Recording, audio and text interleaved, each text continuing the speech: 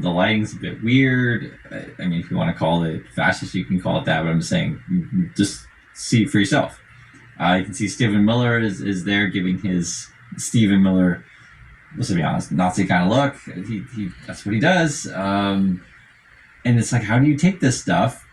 Headline reading today also, Vance says DC police takeover an example for other cities.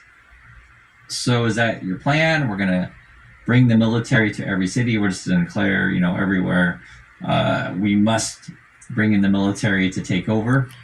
And you know what makes me so mad is that they just come out and say this stuff, that they're going to take over these cities that are predominantly black.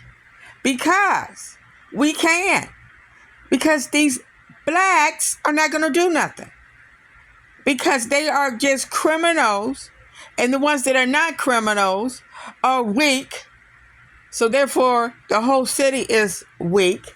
And they want to have a psychological warfare and make us more vulnerable to crime because they're so in so much anguish that they're drinking more, they're using drugs more, their anxiety is so high that they're being depressed and they're not treating their children right. It is a horrible thing. And we sit back and let this happen because we are weak and they know it. Is that your plan? Here's Stephen Miller. They have no families they're raising in this city. They have no one that they're sending to school in this city. They have no jobs in this city. They have no connections in this community at all. They're the ones who've been advocating for the 1%, the criminals, the killers, the rapists, the drug dealers. And I'm glad they're here today.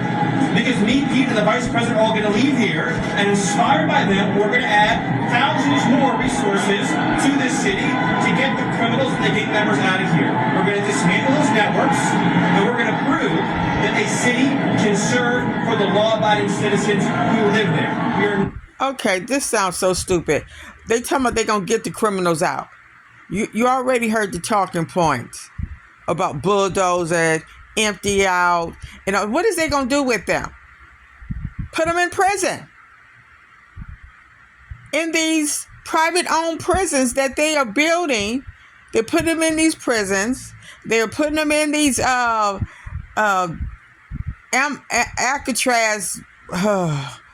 for the immigrants.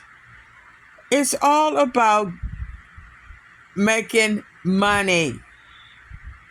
It's nothing but money making schemes. And we sitting back letting it happen. Not going to let the communists destroy a great American city, let alone the nation's capital. And let's just also address another thing. All these demonstrators that you've seen out here in recent days, all of these elderly white hippies, they're not part of the city and never have been. And by the way, most of the citizens who live in Washington, D.C. are black. This is not a city that has had any safety for its black citizens for generations. Now, do you really think they care about the protection of black citizens? No. Now, check out this next statement he's going to make. And President Trump is the one who is fixing that with the support of the Metropolitan Police Department, the support of the National Guard, and our federal law enforcement officers. So we're going to ignore these stupid white hippies that all need to go home and take a nap because they're all over 90 years old, and we're going to get back to the business of protecting the American people and the citizens of Washington, D.C. Okay, so according to Stephen Miller. Okay. Oh, this is crazy. Calling them 90-year-olds, calling them white hippies.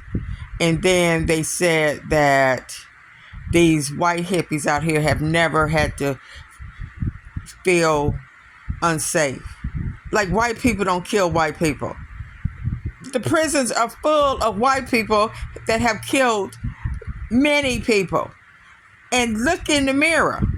Your kind has killed millions. I guess anyone who protests is a stupid white hippie. You're all over 90 years old and go home, and only Trump can protect the black people. That's literally what Stephen Miller is saying. And I guess in their point of view, we need to bring the military to every city. And this is, again, how they're presenting themselves here.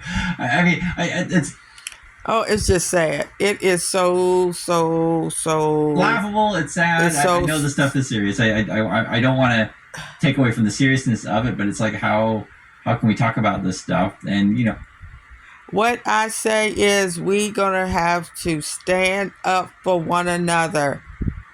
We're going to have to get strong. And that means we're going to have to counterattack this craziness. Our kids is watching us. We're going to have to stop letting entertainment rule us. Stop all the drinking. Stop all the getting high and partying and thinking that you look so cute. Stop the darn TikTok, social media. We got to get our brains together. We have to start building an infrastructure. We're going to start building trade businesses. Because they're going to keep rolling over us. They already talking about bulldozing us. We've got to stop.